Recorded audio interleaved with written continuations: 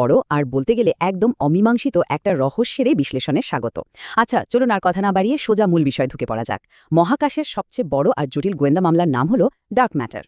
এখন প্রথমেই কিন্তু একটা জিনিস পরিষ্কার করে নেওয়া দরকার, এটা আসলে কি নয়।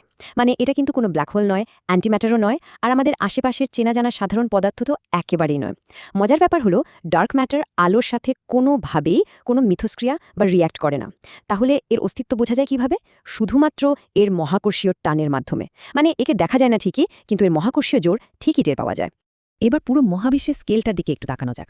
শুনলে হয়তো অবাক লাগতে পারে, এই যে যা কিছু চোখে দেখা যায় বা স্পর্শ করা যায়, ধরুন গ্রহ, নক্ষত্র কিংবা বিশাল সব গ্যালাক্সি, এসব কিছু মিলে পুরো মহাবিশ্বের মাত্র ৫%। একবার ভাবা যায়। আর ঠিক ২৭% জুড়ে বসে আছে এই অদৃশ্য ডার্ক ম্যাটার। আর অবিশ্বাস্য হলেও সত্যি, আড়াল থেকে এটাই পুরো মহাবিশ্বের কাঠামোকে একেবারে নিয়ন্ত্রণ করছে। কিন্তু প্রশ্ন হলো, এর অস্তিত্ব আসলে জানা গেল কিভাবে? আচ্ছা, একটা কফি কাপের ভেতরে খুব দ্রুত ঘুরতে থাকা কয়েকটা মার্বেলের কথা ভাবা যাক। মহাকর্ষীয় আঠা বলে যদি কিছু না থাকতো, তাহলে প্রচণ্ড বেগে ঘুরতে থাকা গ্যালাক্সিগুলোও ঠিক ওই মার্বেলের মতোই ছিটকে চারদিকে ছড়িয়ে পড়ত। বিজ্ঞানী ভেরা রুবিনের গ্যালাক্সি ঘূর্ণনের ডেটা, গ্যালাক্সি ক্লাস্টারের মেকানিক্স, এমনকি বিগ ব্যাংয়ের আদিম আলোর প্যাটার্ন, এই সব কিছুই আঙুল তুলে প্রমাণ করে দিচ্ছে যে বিশাল কোনো এক অদৃশ্য ভর এই গ্যালাক্সিগুলোকে একসাথে আঠার মতো বেঁধে রেখেছে। আর এর সবচেয়ে অকাট্য প্রমাণটা কোথায় মেলে? বুলেট ক্লাস্টারে।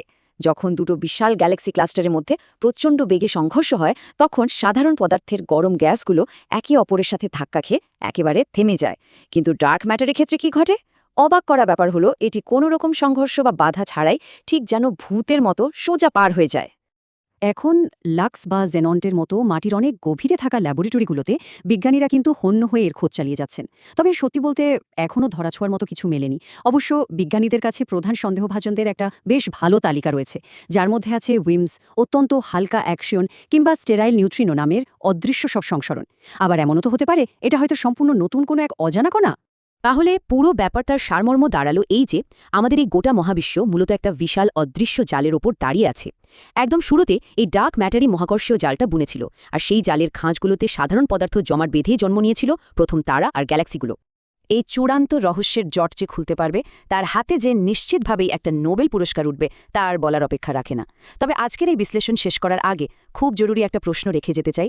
যদি এই অদৃশ্য জালি পুরো মহাবিশ্বকে একসাথে ধরে রাখে, তবে যেদিন ডার্ক ম্যাটারের আসল রূপ আমাদের সামনে ধরা পড়বে, সেদিনকে পদার্থবিজ্ঞানের পরিচিত সব সূত্র সম্পূর্ণ নতুন করে লিখতে হবে না?